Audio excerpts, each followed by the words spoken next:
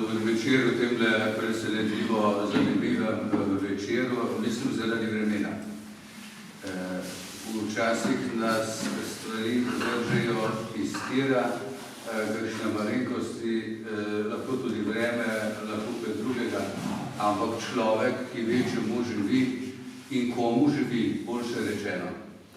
Tisti človek ima vedno notranjo gotovost, da bo pripravlja rešitve. Tako da čestitam vsem, ki ste tega 16. aprila na sneženi dan prišli na predzadnjo katekizo verouka za odrasle. Obravnavali bomo torej te teme, jaz sem hotel še malo več, samo preprosto ne bi zneslo časovno. Veste, ker o svetem duhu govoriti ni tako preprosto, ne? In to je obsežna tema, to je tretja Božja oseba, ki skupaj z očetom in sinom so sveta trojica.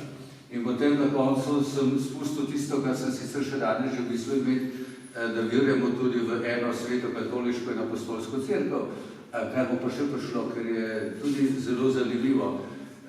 Tudi sveto katoliško cerkev in v eno in sveto in katoliško so se skozi zgodovino vedno zaletavali in se še bodo in se tudi danes. Ampak, kot rečeno, tisto, ob kar se zaletavajo, je skoraj vedno pravo. Jezus je rekel na nekem mestu, gorje, kadar bodo o vas samo lepo govorili.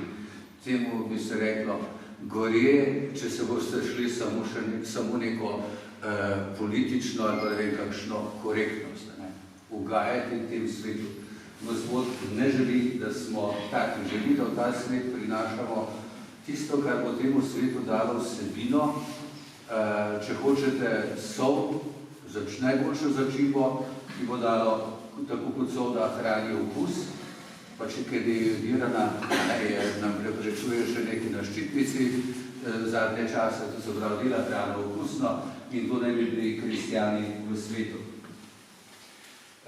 Se pravi, dotaknili se bomo teh temelj, končali smo prejšnjo katekizo, da je bil umrl na križu.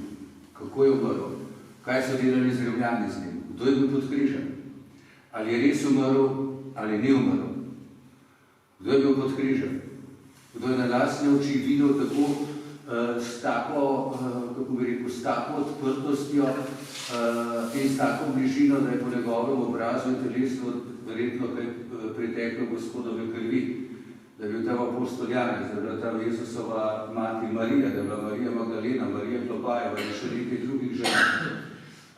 In da so potem Jezusovo telo položili v frišno izklesan grob, v katerega še nihče ni bil položen, in da so to morali narediti do 6. zvečer v petek, ker se je potem začelo ob 6. zvečer že judovski največji praznik Pasha, se pravi spomin na izhod iz egiptovske sužnosti preko Rdečega morja, ko je Bog z njimi sklenil zavezo.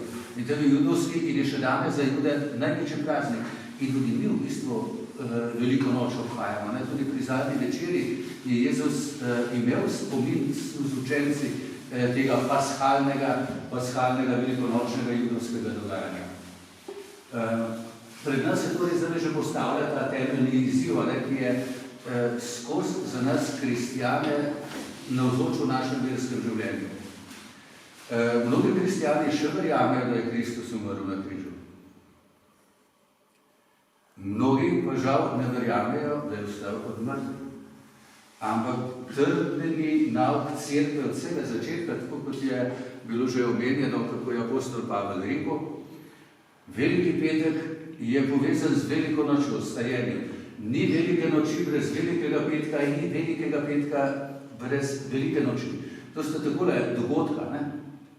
Ne more biti enega brez drugega za nas kristjane. Vmes vemo, da smo se tu zadnjič dotaknili, da je tista zgodba, da je šel v predpekel, da je v bistvu svojo smrtjo na križu začel odpirati nebesa. Nebesa vsem starozaveznim pravičnim. Se pravi, vse pravični, ki so živeli do takrat In zaradi tega, ker je bil greh prvih ljudi, posledica prvega greha prvih dveh ljudi tako velika, so bila v bistvu nebesa zaprta, simbolno rečeno, že tam na začetku Svetega pisma, kako je Bog postavil angele pred vrata, nihče ne more, zaprto za vekomaj, dokler ni sin, njegov edino rojeni sin, to na smrti, svojo smrtjo na križu naredil in tudi z ustajenjem. In zdaj, kdo je ostal? Torej, kaj je ostalo? Kako to vemo? Lahko bi bilo še celko vprašanje. A je ostal tisti, ki je umrl na križu? A lahko govorimo o identiteti tistega, ki je umrl na križu, ki so ga dali v grob, ki so ga celo vojaki stražili, ker so judovski voditelji nekaj slišali, da jim je nekoč govoril o vstajenju, pa niso niti apostoli vedeli, kaj to pomeni, niti judovski voditelji, pa so za vsak slučaj prosili Pilata, da ne da stražo tja poklicnih vojakov, da ne bi slučajno se kaj naredil, da bi ga vzeli pa potem ljudi na elastiko, češ, ustavijo od mrtvih, oni so ga po resnici vzeli. In vemo, da potem, ko je nastal potres ob vstajenju, Božjo besedo navaja, so se ti vojaki tako prestrašili, so zbežali od strahu in šli potem, Jude so jih poplačali, čas povejte, da so ga ukradli. Vi ste profesionalci, vam se ne spodobi pobegati od izdolžnosti. Če iz dolžnosti vojak pobegne, je za vojaka to huda kazen. Temu se reče dezerterstvo. Kakšni sodniki bi to znali, ki malo poznajo vojaška pravila službe, bi znali to zelo dobro. A gre za istega Jezusa? Mi verjamo, da gremo za istega Jezusa. Ko se je Jezus prikazoval učencem Mariji Magdaleni, ko ga je ona prepoznala, ko je jo poklical po imenu, ona takoj, ko je poklical po imenu, ona reče, rabi, učitelj, tako ga je preklicala. Isti Gospod je. Ko se prikaže učencem in tako so bili zvedeni, ker niso pričakovali v zaprtem prostoru, se prikaže in niso pričakovali, da bi on mogel biti tam s telesom. So bili prepričani, da vidijo prikazen. Pa jim Jezus reče, fantje moji, gledajte moje rane, roke pa noge, pa na strani, jaz sem res, nisem prikazan. Tisti, ki ga je Janez videl, pa vi oddaleč, tisti, ki ste imeli koraj želiti, ki je umrl, ki so ga prebodli, položili v grob, isti, jaz sem tukaj. Nič ne piše svetopismo, to, kar včasih župnik morda celo napačno razlaga o drugih ranah. Svetopismo govori, da je Jezus s poveličenim telesom govoril samo o ranah na rokah, na nogi in na strani.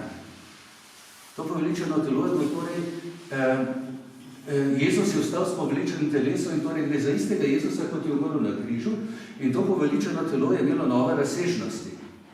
On je torej s telesom ostal. In to poveličeno telo ni bilo več, če rečem malo v človeškem jeziku, ni bilo več vezano ne na čas, na poseben način, ne na čas in ne na prostor, ker se je lahko prikazal v zaprtem prostoru in pravi beseda celo na več mestih hkrati. Da si poznamo nekatere svetnike, se spomnite iz zgodovine, celo eden je umrl 68 leta, pater Pi, ki se je imel tudi bilokacije, že za časa svojega življenja.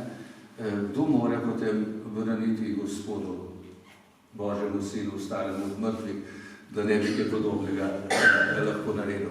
Se pravi, mi verujemo to, da je šlo za Jezusa, istega Jezusa, ki je umrl, ki je vstal od mrtvih s telesom, kajti duša je tako neumrljiva, njegova Božja narava je tudi neumrljiva, če rečem po domače, ampak je umrlo telo, ki ga je daroval iz ljubezni za človeštvo na križu. Se pravi, govorimo o telesu, ki ga je obudil nebeški Oče. Zdaj, tisto, kako razumemo, z katerega zornega kota gledamo, ki je vstal od mrtvih in je bil Jezus zopet, tudi Marija Magdalena, ki je prišla, ona bi ga seveda tudi prej, so sedeli skupaj, so jedli skupaj, je bila zraven, ko je Jezus učil, ona bi ga od veselja, ko ga je prepoznala, bi ga kar objela, tako kot je verjetno naredila prej. Se veste, orientalci zelo radi se objamejo, nič slabega ni rečeno s tem.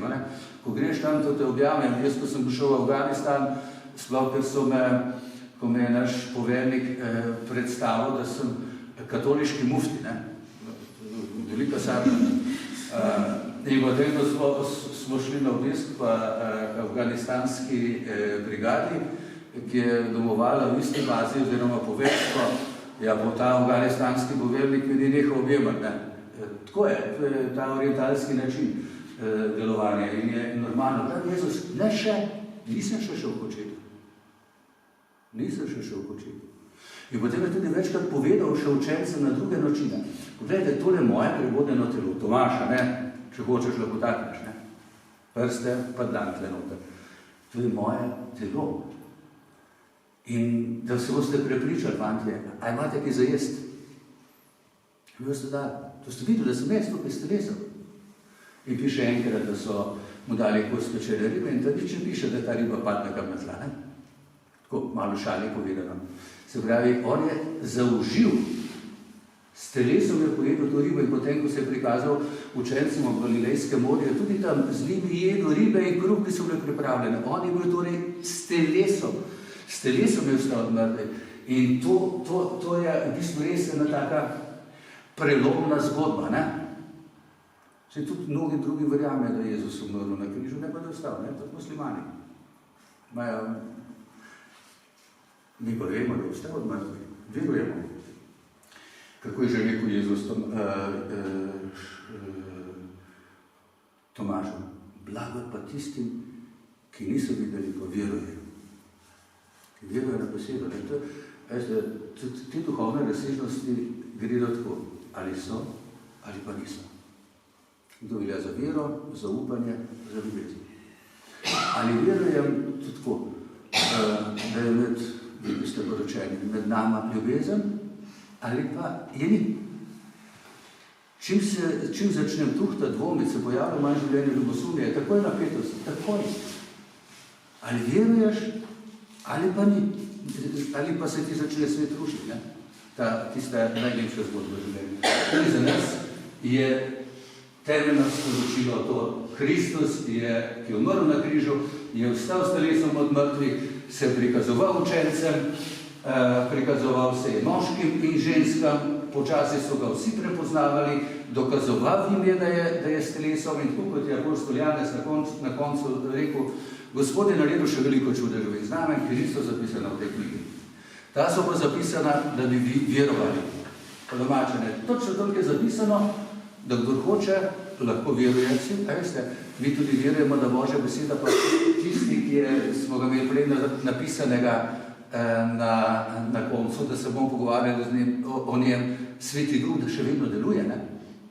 In da nam tudi Bog po drugi strani daje, ko bi rekel, dokaze, notranje uverja, ne?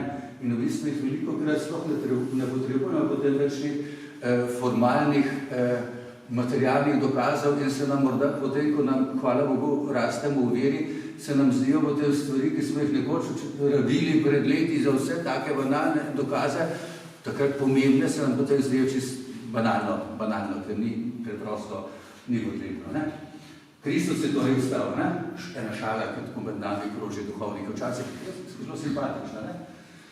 Da duhovniki opravljamo 100% delo in to so pogrebi. To je zagotovo opravljamo 100%. Ne?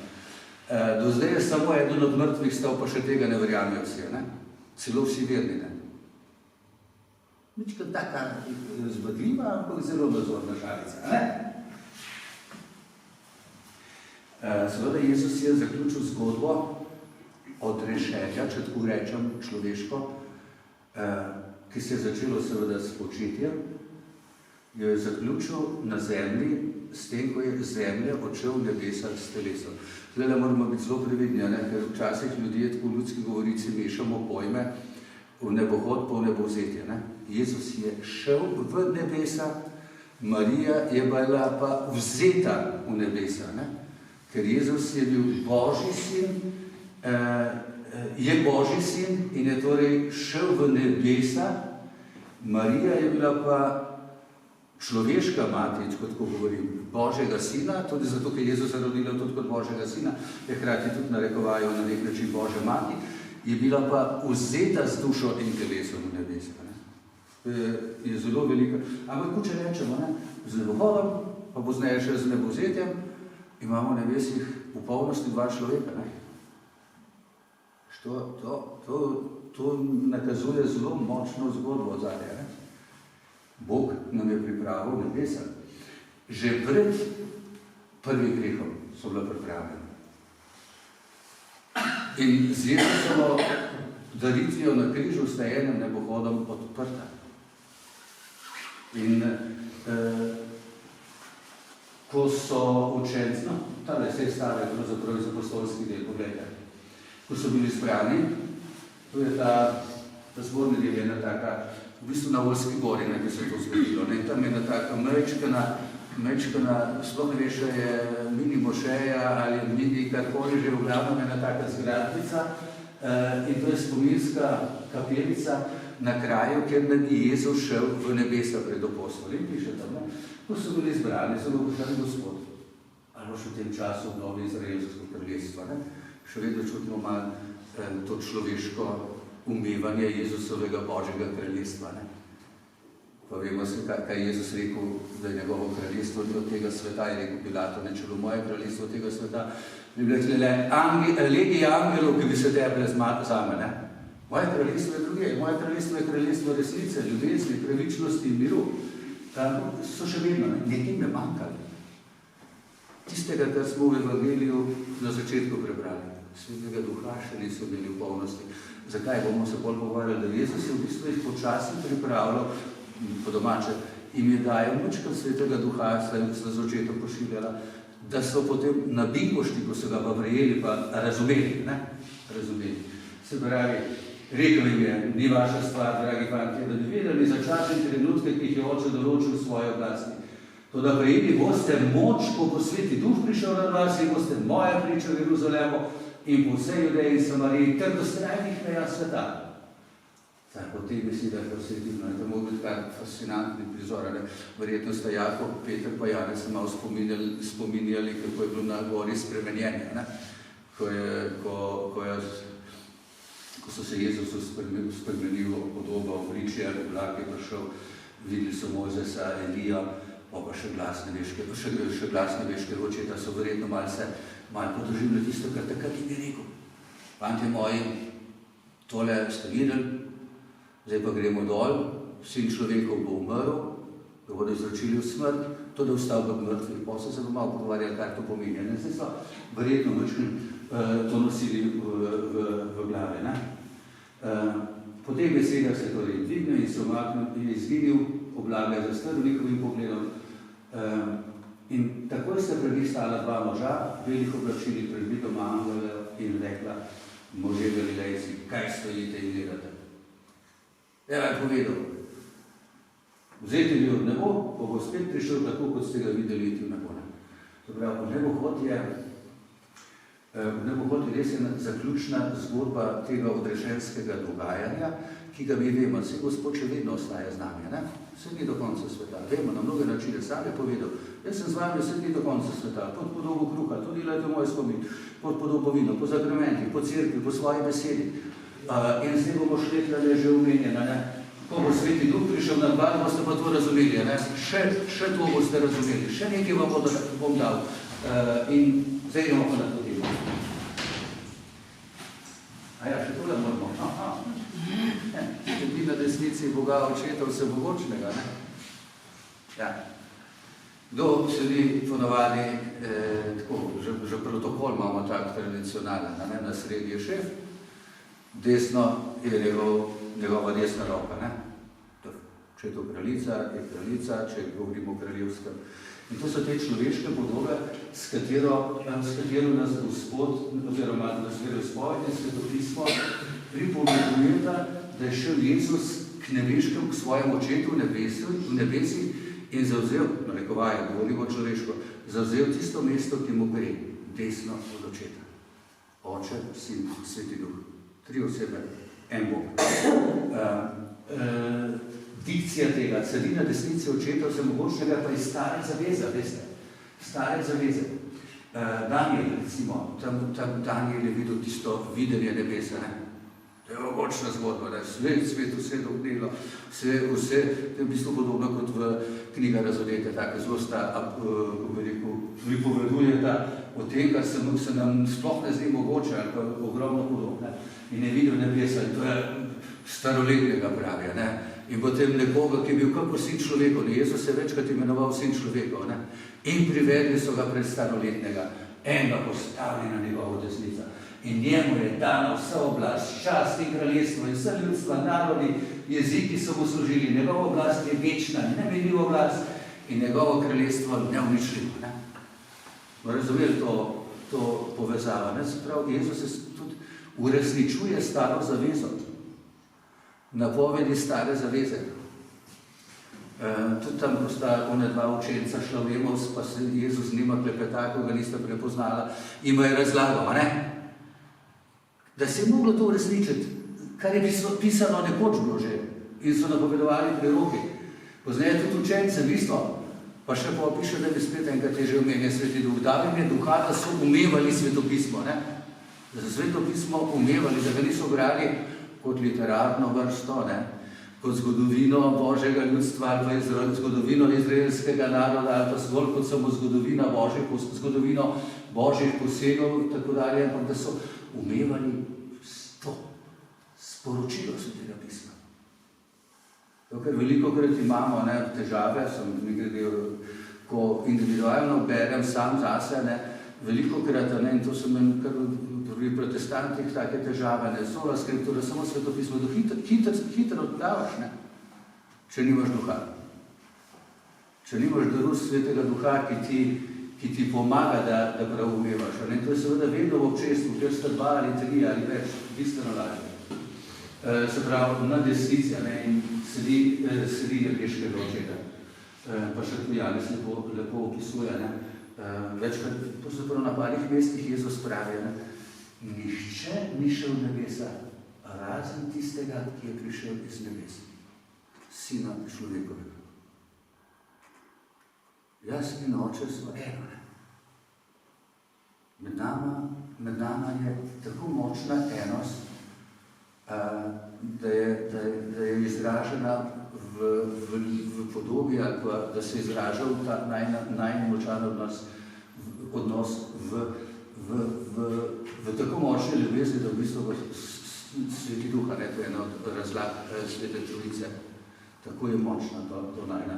Zato tudi razumemo te podobe. Težko govorimo torej o tem, kaj bo kje povedal, tipaje odkrivamo veličino in skrivnost Boga.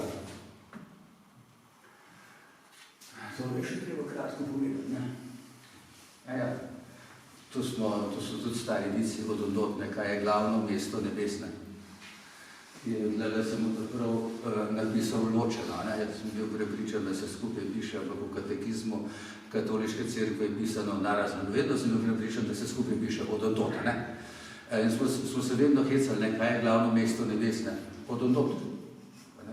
Od odnot.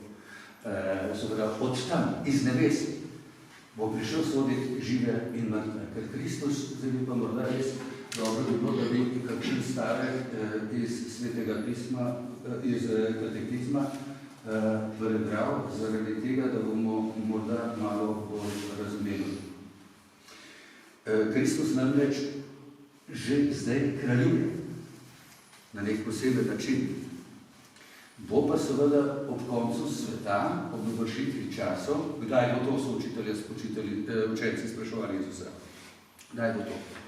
Ko jim je govoril, narod bo ostal zoper narod, znamenja bodo naredili, vojske bodo, ne bo živeli, vse, kuge bodo lakote in vojske. Pa kdaj bo to?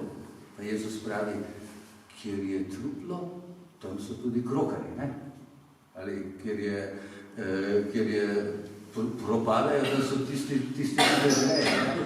Pravi, znamenja bodo, fantje moji, in nadaljuje. O tem, kdaj pa to bo, ne ve nihče, niti sina, razen oče. Razen oče. Razen očeta.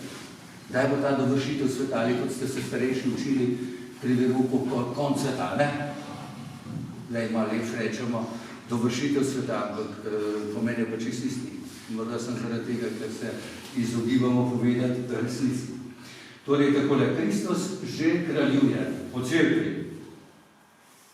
Najbrž takole. Kristus je umrl in oživel prav zato, da bi gospodoval mrtvim in živim, pravijo pismo Rimljanom. Kristusov nebohod pomeni deleženost njegove človeške narave pri moči in oblasti Boga samega. Jezus Kristus je Gospod, ima vso oblast v nebesih in na zemlji, je nad vsakršnim vladarstvom in oblastjo, silo in gospodstvom, kajti Oče je vse podvrgel njegovim nogam, to pravi že Pavel v pismu Efežanom. Kristus je Gospod vesoljstva in zgodovine. V njem sta človeška zgodovina in celo vse stvarstvo osredinjena v eni glavi in presežno dopolnjena. Kot Gospod Jezus Kristus je tudi glava cerkve, ki je njegovo telo. Ko je bil povzdignjen in poveličan in je tako docela izpolnil svoje poslanstvo, ostaja na zemlji v svoji cerkvi. Odrešenje je vir oblasti, ki jo Kristus v moči Svetega Duha izvaja na cerkvijo. Kristusovo kraljestvo je že skrivnostno pričujoče v cerkvi, ki je kar in začetek tega kraljestva na zemlji. Ampak tukaj moramo vedeti, kaj cerkev je, ne? Cerkev ni samo zgradba, cerkev je Božja ustanova, katere člani, oziroma katere udje, pravi pismo apostol Pavel pravi, Kristus je skrivnostno telo, cerkev je skrivnostno telo, Kristusovo skrivnostno telo, on je glava, mi smo pa udja, ne? In ti udje smo malo nepopolni, ampak sama na sebi je pa sveta, ker smo deležene tega, ker nam cerkev daje Božja cerkev po zakramentih, po milosti Božji. In cerkev ni samo to občestvo ljudi na zemlji, občestvo krščenih, je tudi občestvo tistih, ki so že umrli, ki so pri Bogu nebesih. Včasih so rekli temu na zemlji, da smo mi na zemlji vojskujoča se cerkev, ker se vojskujemo zoper zlo in greh in hudobnega duha. Ovicam so rekli trpeča cerkev, ker v ovicah so duše, ki so po Božjem usmiljenju že na zadnji poti k Bogu, ne?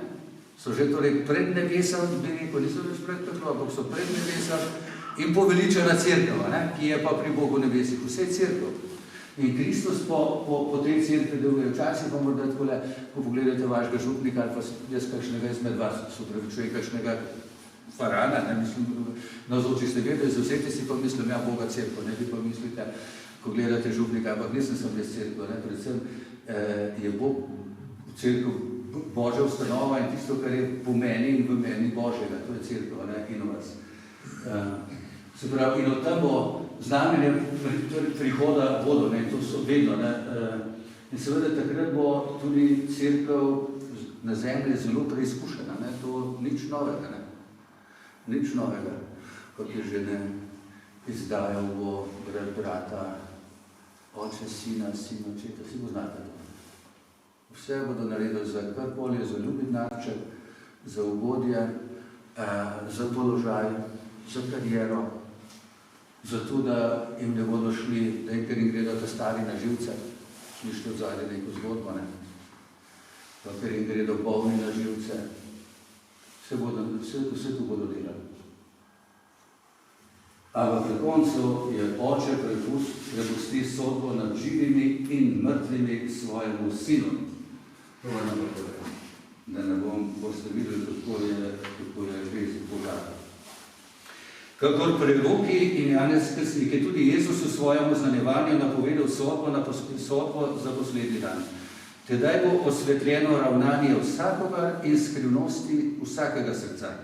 Tedaj bo vsak zadolžena grešna nevera, ki je zaničevala milost, katero podarja Bog. Ravnanje z bližnjim bo razodeto sprejetje ali odklonitev naše milosti in Božje ljubezni. Jezus bo rekel poslednji dan, karkoli ste storili enemu izmed teh mojih najmlajših bratov, ste storili meni. Kristus je Gospod večnega življenja, polno pravico, da dokončno prisodi človeška dela in srca ima kot odrešenik sveta. To pravico je pridobil s svojim križem. Tudi Oče je prepustil vso sodbo sinu. Vendar sin ni prišel, da bi sodil, ampak da bi reševal in dal življenje, ki je v njem. Se spomnite, da je Jezus večkrat rekel, sin človekov ni prišel, da bi sodil, ampak da bi rešil. Najbolj zapuščen. Boga, tiste, ki so tam, ki sploh slišla.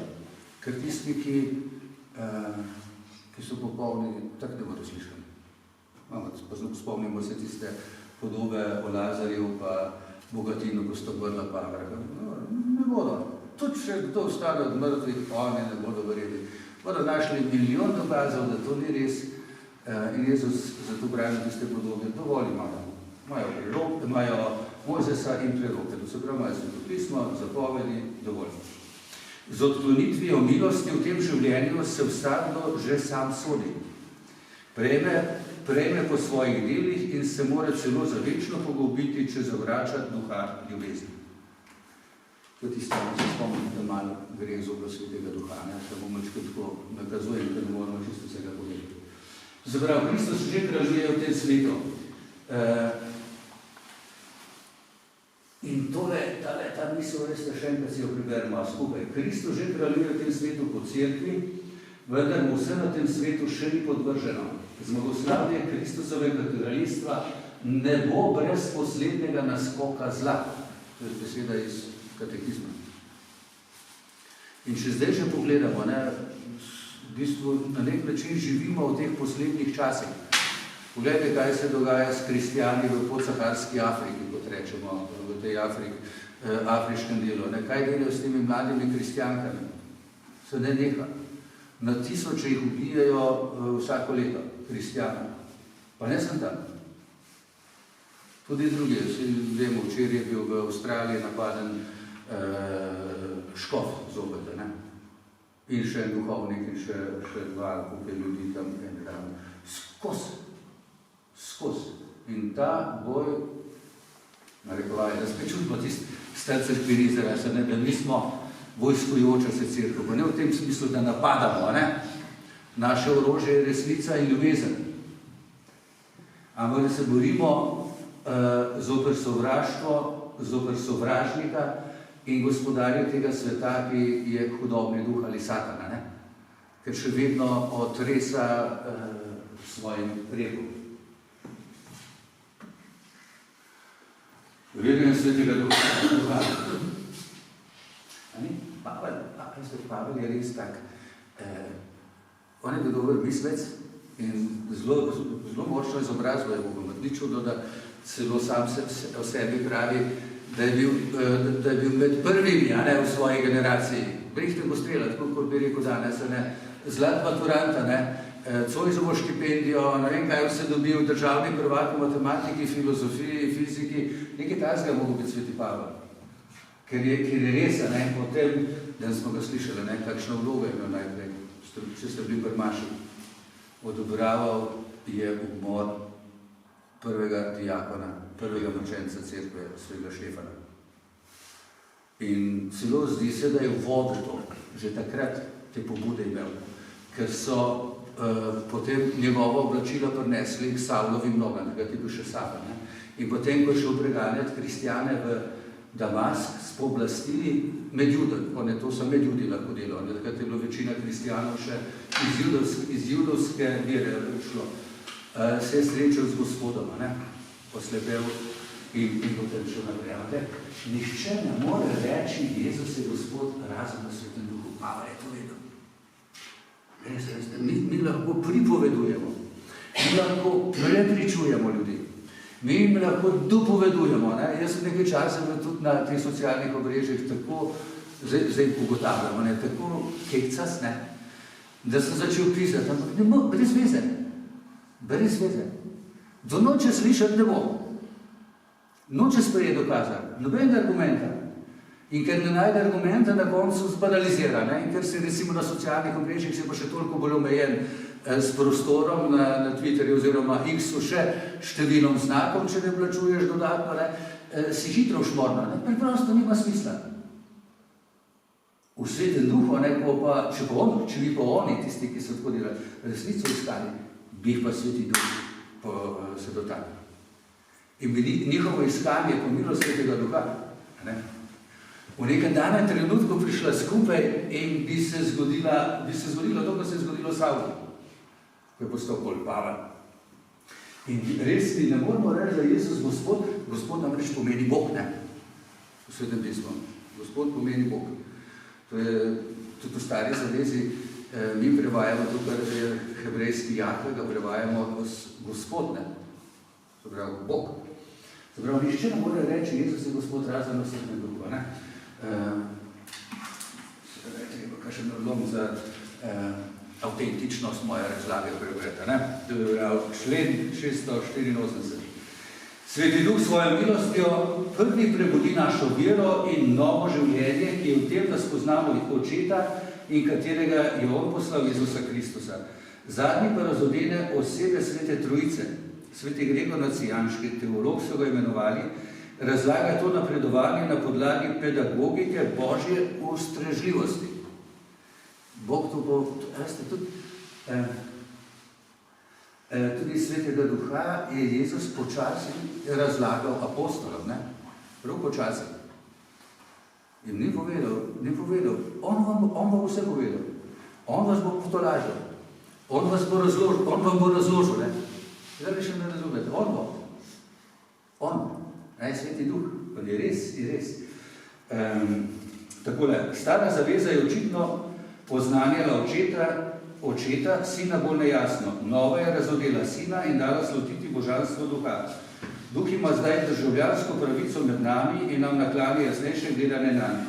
Dejansko ne bi bilo pametno tedaj, ko še niso izpovedovali Očetovega božanstva, odkrito oznanjati Sina, a ne dovolj, stari zavezi namreč. In ko Sinovega božanstva še niso poznavali, dodajati Svetega Duha, ker bi še manj razumeli, ne? Kot dodatno breme, če naj uporabim nekoliko drzen izraz, pravi sveti Gregor Nacijanški teolog. Polagoma in napredovaje iz sijaja v sijaj naj bi prihajala na dan svetloba Trojice v bolj svijočih jasninah. Mislim, da je drugega piše, spoko trikrat pogledate, ne? Postopno. Verovati v Svetega Duha se torej pravi spovedovati, da je Sveti Duh ena izmed oseb Svete Trojice, istega vestva z Očetom in Sinom, ki ga z Očetom in Sinom molimo in slavimo. Da se spomnite, ko molimo. Z Očetom in Sinom molimo in slavimo. Nicejsko-carigrajska. Zato je bil govor o Božji skrivnosti Svetega Duha v trinitarični teologiji. Tukaj bo torej šlo za Svetega Duha samo v Božji oikonomiji. Razložiti se pravi v izvajanju večnega Božjega načrta v zgodovini odrešenja. In torej, Jezus tako res postopno učencem razlaga, što je Duh, ki vam ga bo poslal, ki vam bo Oče poslal, včasih reče po meni, Duha tolažnika, ki boste prijeli, ne, čakajte ga, molite.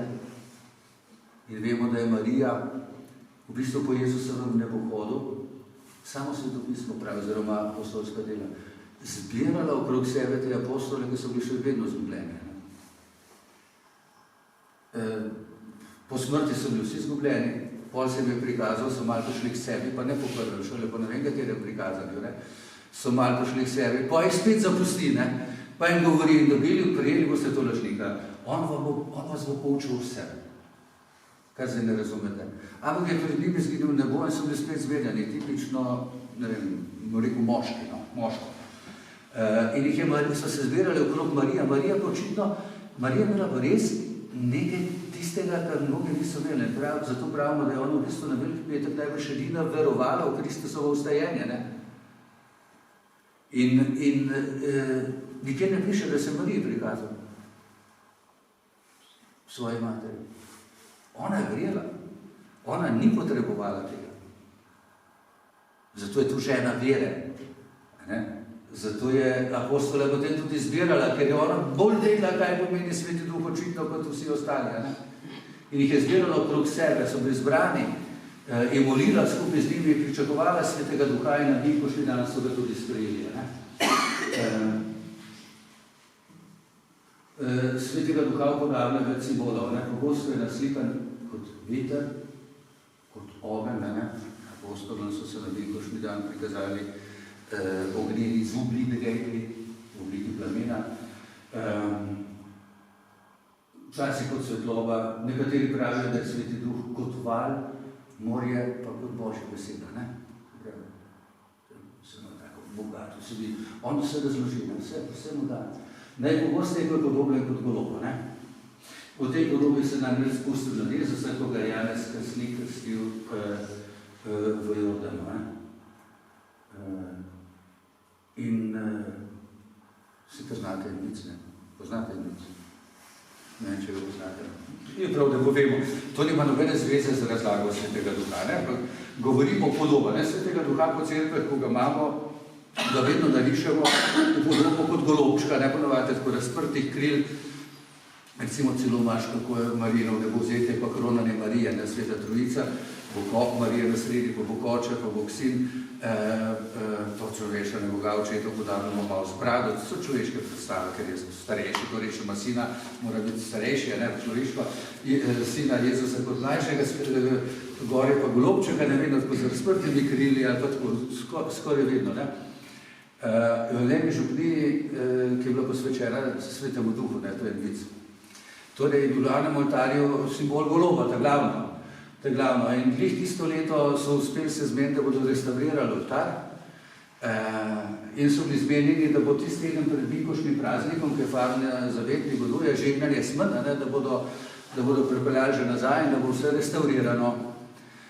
Ali nekaj šlo narobe, restaurator, ki so zboleli, ne vem, kaj je bilo vse narobe, nikakor ni bilo. Vse so pripeljali razen Svetega Duha golobčka, ne.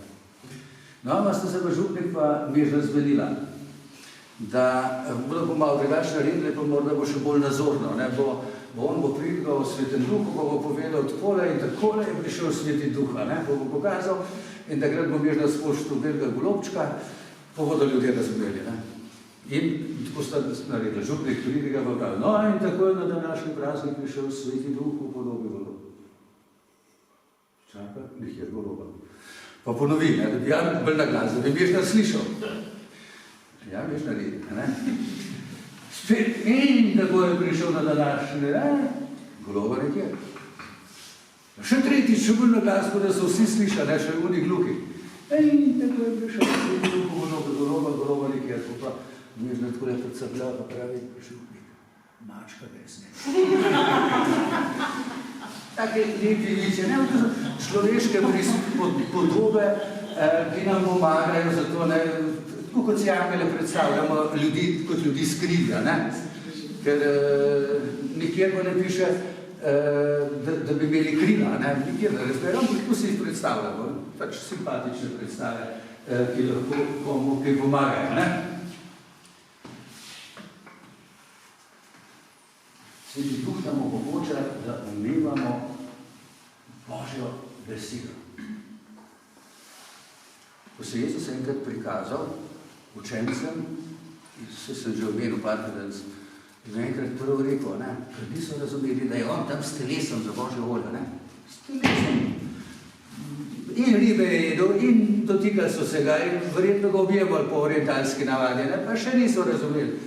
Pa Jezus opet začne razlagati, ko pa reče, apostol piše, ne, in teda je tihnjovanje, oziroma in dal duha, da so umevali svetopismo. Umevali svetopismo. Tako da iz tega izhaja tudi zelo močna spodbuda, da dejansko mi Svetega pisma ne moramo prav umevati brez Svetega Duha. In zato je zelo pametno, predno beremo, začnemo brati svetopismo tudi sami doma. Da prosimo Svetega Duha, da bomo umeli, kaj nam hoče Bog povedati po tisti besedi. In imajo navado, da svetopismo takole malo zabežijo, ne, pa ga odprejo, ne, pa naletijo lih tam recimo na kakšno seštevanje tam, ne, pa naštevanje posod, pa ne vem česa. Vsaj moliti je treba Svetega Duha poprositi, ne, da bi. Zelo fajn je pa mačkrat res ubirice, molite, pridi Sveti Duh ali kaj podobnega s svojimi besedami, Gospod Boga, ne, še imam to metodo, da tako odpiramo, ne, da bom umel, ne, tudi konc koncev, za kaj so tiste številke potrebne. Sveti Duh res razlaga Božje besedo, ne. No, Jezus je rekel, on vas bo poučil vsem. To Sveti Duh deluje, ne, se dobi Sveti Duh. Veste, ko smo se pred devedevci pogovarjali, ne, koliko je daroval Svetega Duha, 7 ali več ali koliko, ne. Cerkev jih je povzela v 7, ne, ampak jih je pa malo morje. In iz Svetega pisma, bomo razbrali tukaj sadove Svetega Duha. Apostol Pavel jih je našel. To je. Sveti Duh nam podeljuje sadove in nam pomaga, da se odločimo za tisto, kar je prav. Teh sadov je 12. Takole, ljubezen, veselje, mir, potrpežljivost, blagost, dobrotljivost, dobrohotnost, krotkost, zvestobost, skromnost, zdržnost in čistost. A verjetno še kakšna, kar ni zapisana. Vse to je delo Svetega Duha. Ko bi rekel, ko da bi oče pa sin potem začela ob vse, kar še delata, kar nam dajeta, s čemer se nam približujeta po zakramentih, po vsem, zdaj pa precej dela prepustila Svetemu Duhu, zdaj pa te dela. Še razsvetljuj, podučuj, spodbuje, nagibaj k dobremu, za ljubezen, da bodo imeli veselje, da bodo imeli notranji mir, da bodo potrpežljivi, blagi, dobrotljivi, dobrohotni, da bodo krotki, zvesti, skromni, zdržni in čisti. A ni lepo. To je drugače El Grekova upodobitev Mikošlega praznika. Sem si zapomnil, ukradel sem za leteje, pa sem pozabil napisati, bom pa morda še, če nam spet pozabil. Se upravičujem. Je pozabil. Ne. Tako hitro pa ne moramo mišljati. Ja. Tole je pa morda na prvi pogled malo težje, hkrati je pa zelo preprosto. Tisti, ki ga bo poslal v vaša srca, duh njegovega sina, je resnično Bog. In ta duh, ki izhaja iz očeta in sina, ki ga molimo, ki ga z očetom in sinom molimo in slavimo, ker je tretja oseba iste Božje narave. Je torej, kako bi rekel, po domače so si enako vredni, ne? Med njimi tudi ni nobene potrebe po tekmovanju, ker Bog, ki je čista ljubezen, s kom če pa tekmovati, pa stvarnik. Ni nepotrebe, ne intelektualne, ne duhovne, ne nobene. Par štikaj se bi pa... mogoče še povedati. Tale tretja linija je zelo razhodna, predemo še par odlomkov prebral. Jezus, ko pride v svoj rojstni kraj na začetku javnega delovanja v Nazaret, vzame v roke knjigo preroka Izaija, piše, da je poisto, in začne prebrati. Gospodov duh me je poslal, da poznanje, potem poznate tiste, letnikom Kristus, potvrdim rešenje, tako dalje in tako dalje.